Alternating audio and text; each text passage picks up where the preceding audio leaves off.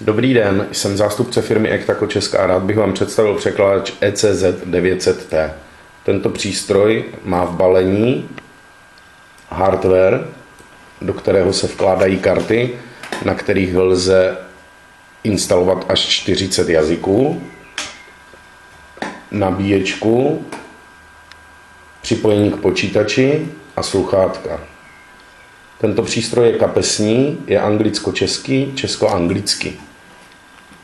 Přístroj si otevřu, vytáhnu si pro jeho používání tužku,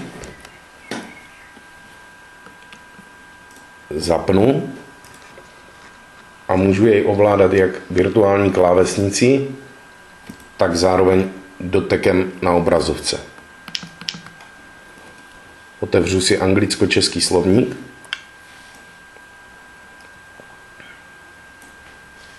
Napíši si slovo.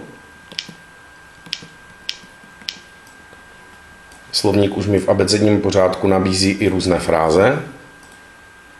Otevřu si slovíčko. Mám okamžitý překlad. Hunger.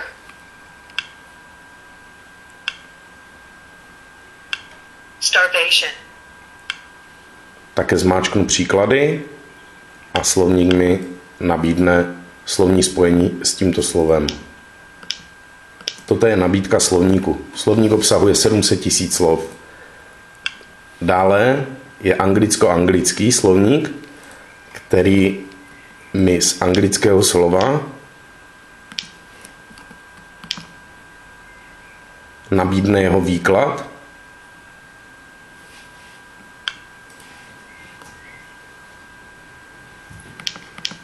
a další významy tohoto slovíčka. Obrázkový slovník se skládá ze 40 jazyků, které mohu měnit z libovolného jazyka do libovolného.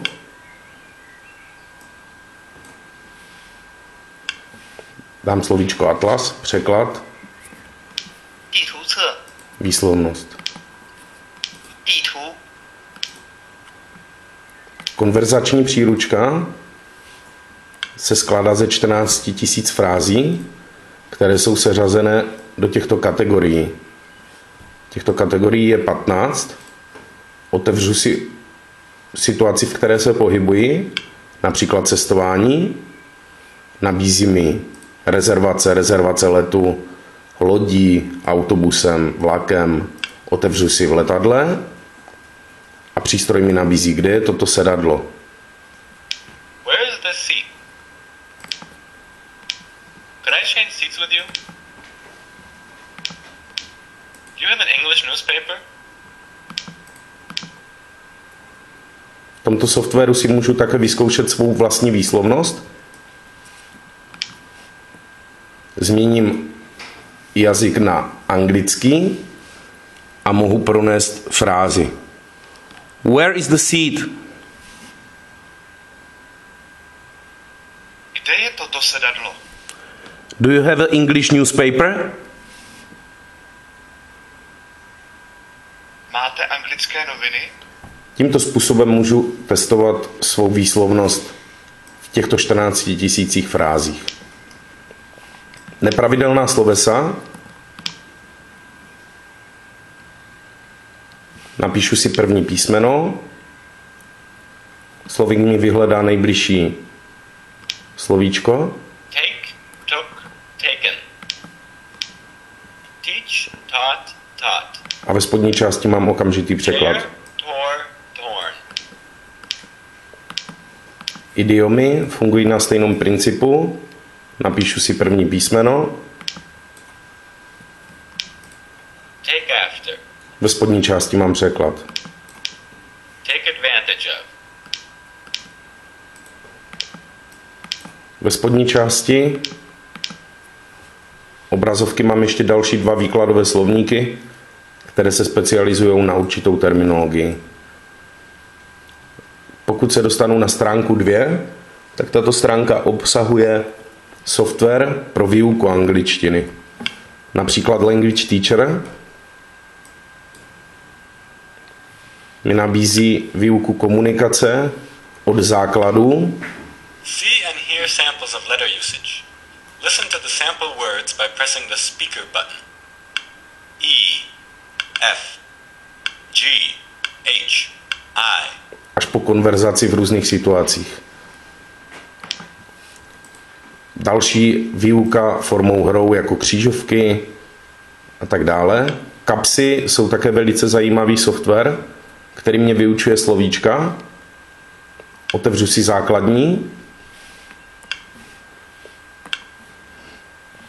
Nahoře mám český slovo, dole zakrytý anglický překlad. Pokud slovíčko vím, postupuju dále. Pokud jej nevím, otevřu jej, vyslovím si a toto slovíčko se mi v dalších lekcích bude připomínat. Navíc si můžu sestavit svůj uživatelský slovník z překladače, který mohu využívat.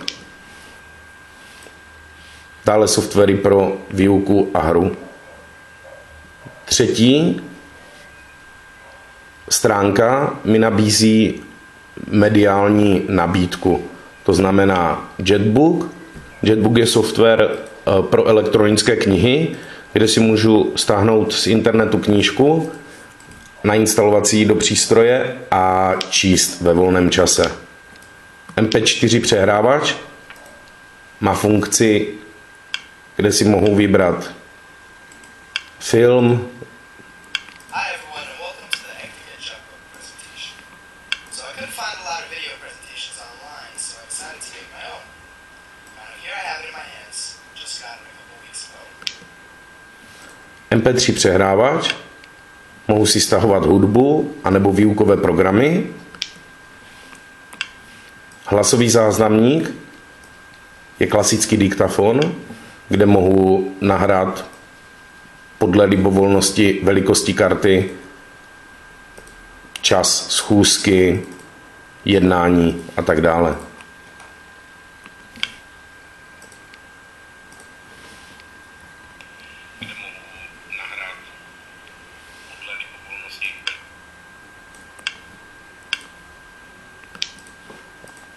Rádio je nutné připojit sluchátka, které fungují jako anténa, zkouška z amerického občanství, převod metrické soustavy, kalkulačka, navigační systém, ke kterému je nutné dokoupit GPS modul a čtvrtá stránka mi nabízí nastavení veškerých funkcí.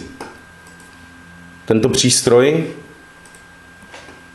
má jedinečnou slovní zásobu na českém trhu, který nemá konkurenci a zároveň mi tento přístroj nabízí komfort, že neřeším baterie, pouze jej dobíjím na dobíjecí baterii.